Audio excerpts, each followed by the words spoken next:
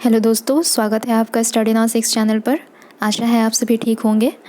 और एक बात और कहना चाहूँगी कि इस चैनल पर अभी हिंदी से संबंधित वीडियोस लाई जा रही हैं, परंतु आने वाले समय में सोशल साइंस से रिलेटेड वीडियोस भी अपलोड की जाएंगी, जो सभी टीचिंग एग्ज़ाम्स के सिलेबस का एक पार्ट रहता है, जैसे कि सीटेट, KVS, NVS, इसके अलावा रीट, यूपी टेट, जितने भी टीचिंग एग्ज़ाम्स हैं लगभग सभी का एक पार्ट रहता है सोशल साइंस। तो उसकी वीडियोस भी अपलोड की जाएंगी। बट फ़िलहाल इसे शुरू करते हैं। हिंदी साहित्य से संबंधित कुछ MCQs, जो 1500 MCQ का एक सीरीज़ चल रहा है, उसका ये हमारा आज पार्ट 6 है। ठीक है, ये यहाँ पे क्लास 5 लिखा है, परंतु ये क्लास 6 होगा। ठीक है ना, ये क्लास 6 है। आगे बढ़ते हैं। ठीक है, पहला प्रश्न है, आचार्य रामचंद्र शुक्ल ने निर्गुण काव्यधारा के प्रथम कवि किसे माना है? आचार्य रामचंद्र शुक्ल ने निर्गुण काव्यधारा का प्रथम कवि किसे माना है?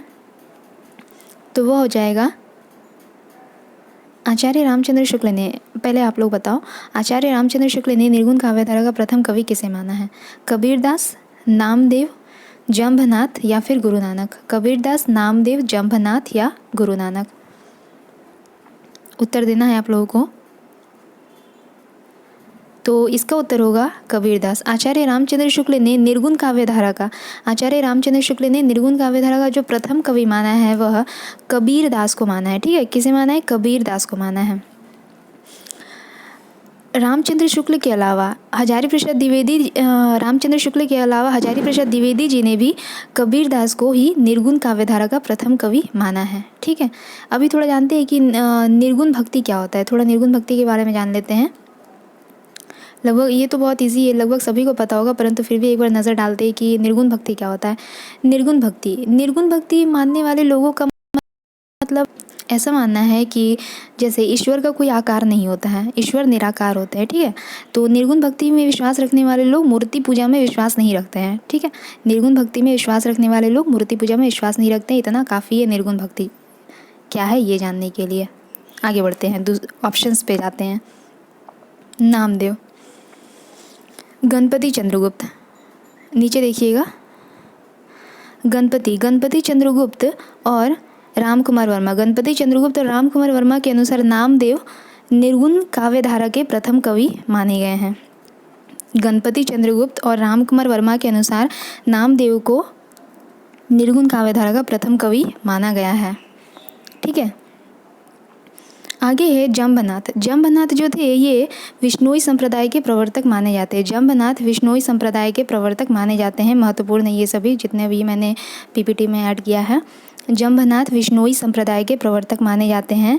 तीसरा है गुरु नानक को कुछ महत्वपूर्ण रचना का नाम पूछा जाता है एग्जाम में, जैसे कि नसीहतनामा और जपू जी गुरु नानक की रचनाओं में महत्वपूर्ण रचना में गिना जाता है। ठीक है, नसीहतनामा और जपू जी। आगे बढ़ते हैं, अगर कहीं पे दिक्कत हो तो आप लोग कमेंट कर सकते हैं। अगला है, रैदास के गुरु का नाम क्या है? रैदास के गुरु का नाम क्या है? रामानंद, बाबा गोरखनाथ, दादू दयाल या फिर प्रागदास? उत्तर दीजिएगा आप लोग। रैदास के गुरु का नाम क्या है? रैदास के गुरु का नाम है रामानंद। रैदास के गुरु का नाम क्या है? रामानंद। इसके अलावा कबीरदास के गुरु का नाम भी रामानंद ही है। मतलब रैदास और कबीरदास दोनों के गुरु का नाम क्या है? रामानंद। दोनों के गुरु सेम थे, रामानंद। नीचे लिखा भी है मैंने, कबीरदास के गुरु रामानंद है। इसके अलावा जंभनाथ के गुरु बाबा गोरखनाथ कहे माने जाते। बाबा गोरखनाथ ये है ना, ख नंबर में ऑप्शन में दिया है मैंने। मतलब बाबा गोरखनाथ किसके गुरु रहे हैं? जंभनाथ के गुरु रहे हैं। बाबा गोरखनाथ जंभनाथ के गुरु रहे हैं। इसके अलावा सुंदरदास के गुरु रहते हैं दादू दयाल। सुंदरदास के गुरु कौन है? दादू दयाल। मतलब दादू दयाल किसके गुरु रहे? सुंदरदास के गुरु। उसके बाद हरिदास निरंजनी के गुरु कौन? प्रागदास। हरिदास निरंजनी के गुरु प्रागदास। कबीरदास के गुरु थे रामानंद। जंभनाथ के गुरु रहे कौन? बाबा गोरखनाथ।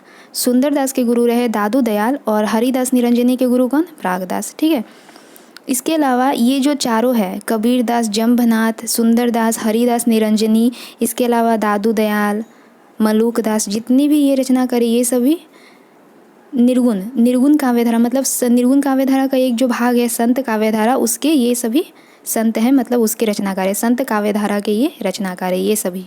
ठीक है, आगे बढ़ते हैं। तीसरा नंबर प्रश्न है, कबीर की वाणी का संग्रह बीजक नाम से किसने किया? कबीर की वाणी का संग्रह बीजक नाम से किसने किया? उत्तर दीजिएगा। कबीर की वाणी का संग्रह बीजक नाम से किसने किया? लालदास, सिंगा, धर्मदास या फिर मलूकदास। लालदास, सिंगा, धर्मदास या मलूकदास। इसका उत्तर हो जाएगा धर्मदास। कबीर के शिष्य धर्मदास कौन रहे? कबीर के शिष्य। कबीर के शिष्य धर्मदास ने कबीर की वाणी का संग्रह बीजक नाम से किया है। कबीर के शिष्य धर्मदास ने कबीर की वाणी का संग्रह बीजक नाम से किया है। अब धर्मदास के बारे में थोड़ा बहुत जानते हैं कि धर्मदास ने 1464 ईस्वी में कब किया है बीजक नाम से संग्रह कबीर की वाणी का? 1464 ईस्वी में धर्मदास ने कबीर की वाणी का संग्रह किया। किस नाम से? बीजक नाम से। ठीक है, 1464 ईस्वी में कबीर की वाणी का संग्रह किया। किस नाम से? बीजक नाम से। ठीक है, बीजक नाम से। बीजक के 3 भाग किए गए। बीजक के कितने भाग किए गए? बीजक के 3 भाग किए गए। क्या क्या? साखी, सबद, रमैनी। बीजक के 3 भाग किए गए, साखी, सबद, रमैनी। इसमें साखी का अर्थ है साक्षी। साखी का अर्थ क्या है? साक्षी। सबद का अर्थ हो जाएगा शब्द। सबद का अर्थ शब्द। रमैनी का अर्थ होता है रामायण। साखी का अर्थ साक्षी, शब्द का अर्थ शब्द और रमैनी का अर्थ होता है रामायण। ठीक है, यहाँ तक आप लोगों को क्लियर होगा। आगे बढ़ते हैं। चौथा प्रश्न है, कबीर दास की भाषा को पंचमेल खिचड़ी किसने कहा? कबीर दास की भाषा को पंचमेल खिचड़ी किसने कहा है? बताइएगा। आचार्य रामचंद्र शुक्ल ने, हजारी प्रसाद द्विवेदी ने, श्याम सुंदर दास ने या फिर इनमें से कोई नहीं। कबीर दास की भाषा को पंचमेल खिचड़ी किसने कहा है? इसका उत्तर हो जाएगा श्याम सुंदर दास ने। कबीर दास की भाषा को पंचमेल खिचड़ी कहा है श्याम सुंदर दास ने। ठीक है, कबीर दास की भाषा को पंचमेल खिचड़ी श्याम सुंदर दास ने कहा है। इसके अलावा जानते हैं कि आचार्य रामचंद्र शुक्ल ने कबीर दास की भाषा को क्या कहा है? आचार्य रामचंद्र शुक्ल ने कबीर दास की भाषा को सद्दुकड़ी कहा है। आचार्य रामचंद्र शुक्ल ने कबीर दास की भाषा को क्या कहा है? सद्दुकड़ी कहा है। आचार्य रामचंद्र शुक्ल ने कबीर दास की भाषा को सद्दुकड़ी कहा। हजारी प्रसाद द्विवेदी ने क्या कहा? भाषा का डिक्टेटर। इंपॉर्टेंट है। हजारी प्रसाद द्विवेदी ने क्या कहा है? भाषा का डिक्टेटर। ठीक है, हजारी प्रसाद द्विवेदी ने भाषा का डिक्टेटर कहा है। आगे बढ़ते हैं। अगला प्रश्न है, निरंजनी संप्रदाय कहाँ प्रचलित है? निरंजनी संप्रदाय कहाँ प्रचलित है? उत्तर दीजिएगा। महाराष्ट्र, उत्तर प्रदेश, बिहार या फिर उड़ीसा। महाराष्ट्र, उत्तर प्रदेश, बिहार या उड़ीसा।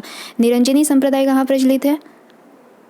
इसका उत्तर हो जाएगा महाराष्ट्र। निरंजनी संप्रदाय महाराष्ट्र में प्रचलित है। निरंजनी संप्रदाय के प्रवर्तक कौन है? हरिदास निरंजनी। इंपॉर्टेंट है। निरंजनी संप्रदाय के प्रवर्तक माने जाते हैं हरिदास निरंजनी। अभी पीछे पढ़ा ना हमने हरिदास निरंजनी। निरंजनी संप्रदाय के प्रवर्तक कौन है?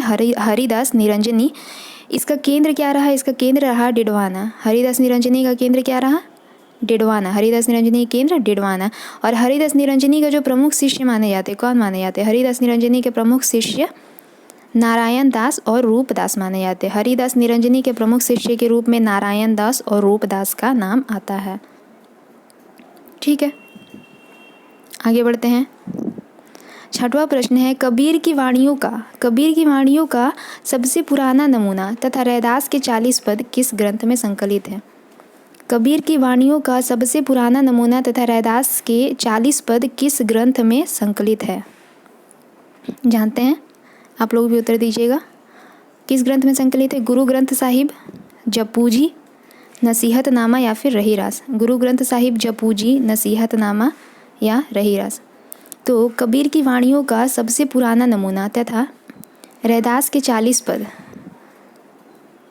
गुरु ग्रंथ साहिब ग्रंथ में संकलित है। गुरु ग्रंथ साहिब में संकलित है कबीर की वाणियों का सबसे पुराना नमूना तथा रैदास के 40 पद। गुरु ग्रंथ साहिब किसके द्वारा रचित ग्रंथ है? गुरु नानक द्वारा। जपूजी, नसीहतनामा और रहीरास, ये तीनों जपूजी, नसीहतनामा और रहीरास, जपूजी, नसीहतनामा और रहीरास, ये जो तीनों हैं ये गुरु नानक द्वारा रचित ही ग्रंथ है। ठीक है। कबीर की मृत्यु जान लेते। कबीर की मृत्यु स्थल क्या है? कबीर की मृत्यु स्थल मगहर, जो कि उत्तर प्रदेश में है। कबीर का मृत्यु स्थल क्या है?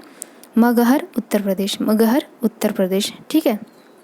कबीर की वाणियों का संग्रह, इसमें कबीर थे इसलिए कबीर का एक तथ्य बता दिया कि कबीर का जो मृत्यु स्थल है वह मगहर, उत्तर प्रदेश में है। इम्पॉर्टेंट है। आगे बढ़ते हैं।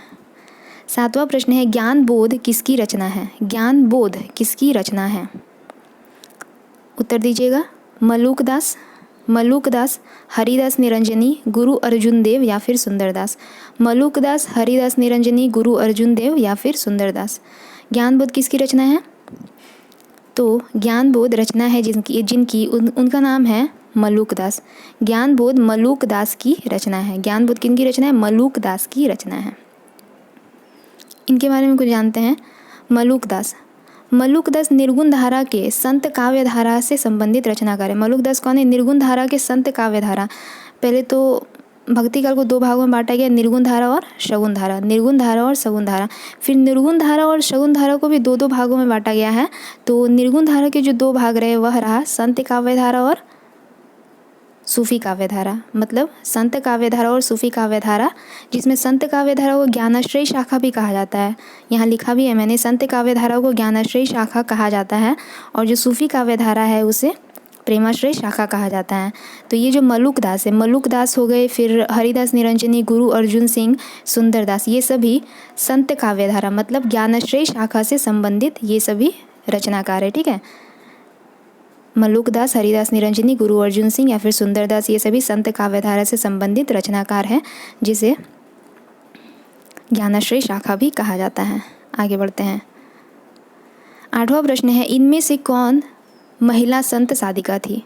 मतलब संतों में जो संत काव्य धारा है ना, निर्गुण काव्य धारा का एक भाग जिसे हमने ज्ञानाश्रय शाखा भी कहा, संत काव्य धारा को हमने क्या कहा? ज्ञानाश्रय शाखा भी कहा।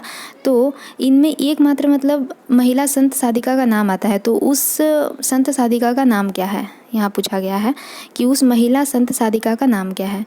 सदना, बताइएगा। सदना बावरी साहिबा भीषण या फिर इनमें से कोई नहीं। सदना बावरी साहिबा भीषण या फिर इनमें से कोई नहीं। इसका उत्तर हो जाएगा बावरी साहिबा।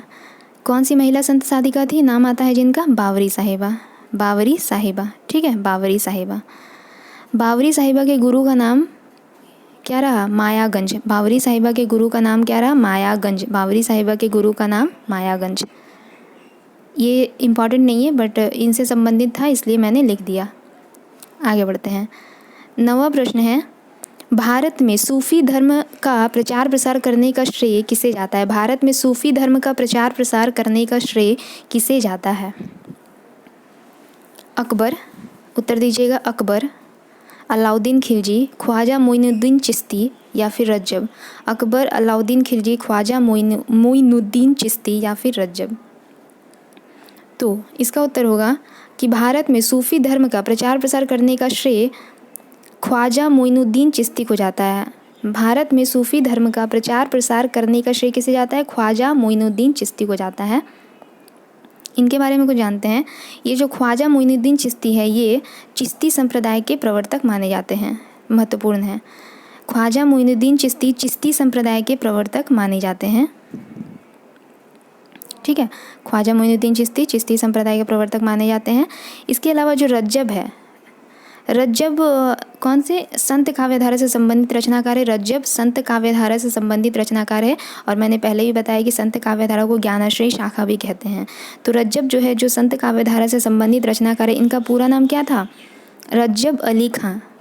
संत रज्जब का पूरा नाम पूछा जा सकता है। इनका पूरा नाम क्या है? रज्जब अली खां। ठीक है, आगे बढ़ते हैं। 10वां प्रश्न है, सूफी शब्द की व्युत्पत्ति मतलब सूफी शब्द की उत्पत्ति के संबंध में सर्वाधिक प्रचलित मत क्या है? मतलब सूफी शब्द की उत्पत्ति के संबंध में भिन्न भिन्न विद्वानों ने भिन्न भिन्न अपनी मतलब बातें कही हैं कि सूफ़ी शब्द की उत्पत्ति इस शब्द से हुई है, उस शब्द से हुई है, परंतु इनमें जो सर्वाधिक प्रचलित मत अर्थात जो सर्वाधिक मान्यता प्राप्त जो मत है वह कौन सा है। जैसे हिंदी साहित्य का इतिहास भी बहुतों ने लिखा, लेकिन जो सर्वाधिक प्रचलित मत मतलब जो जिसे मान्यता मिली वह था आचार्य रामचंद्र शुक्ल द्वारा लिखित हिंदी साहित्य का इतिहास। ठीक है, तो उसी प्रकार सूफ़ी शब्द की उत्पत्ति के संबंध में भिन्न भिन्न विद्वानों ने भिन्न भिन्न शब्द लिया है, परंतु जो सर्वाधिक प्रचलित मत मतलब जो मान्यता प्राप्त मत है वह कौन सा है, यहाँ पूछा गया। ठीक है, मान्यता प्राप्त मत कौन सा है। तो सूफ़ी शब्द की उत्पत्ति के संबंध में जो सर्वाधिक मान्यता प्राप्त मत है वह है सूफ़। ठीक है, मतलब सूफ़ से सूफ़ी शब्द की उत्पत्ति मानी गई है, ये सर्वाधिक प्रचलित मत है, मतलब मान्यता प्राप्त मत है। अब सबका एक एक अर्थ जानते हैं एक एक करके, हर एक ऑप्शन का। सफ़, जो सफ़ शब्द है यह इसका अर्थ है पंक्ति। सफ़ शब्द का अर्थ क्या है, पंक्ति। सूफ़ा शब्द का अर्थ है चबूतरा, सूफ़ा शब्द का अर्थ है चबूतरा। सफ़ा शब्द का अर्थ है पवित्र और सूफ़ शब्द का अर्थ है ऊन। सूफ़ शब्द का अर्थ क्या है, ऊन। सूफ़ का अर्थ याद रखना है ऊन। यहाँ सभी से सूफ़ी की उत्पत्ति मानी गई, परंतु जो सर्वाधिक प्रचलित मत है वह कौन सा है, सूफ़, जो घ नंबर में है। ठीक है, तो आज के लिए बस इतना ही रहने देते हैं, फिर अगले क्लास में जल्दी मिलेंगे। तब तक के लिए अगर अच्छा लगे तो लाइक शेयर सब्सक्राइब ज़रूर कीजिए। धन्यवाद।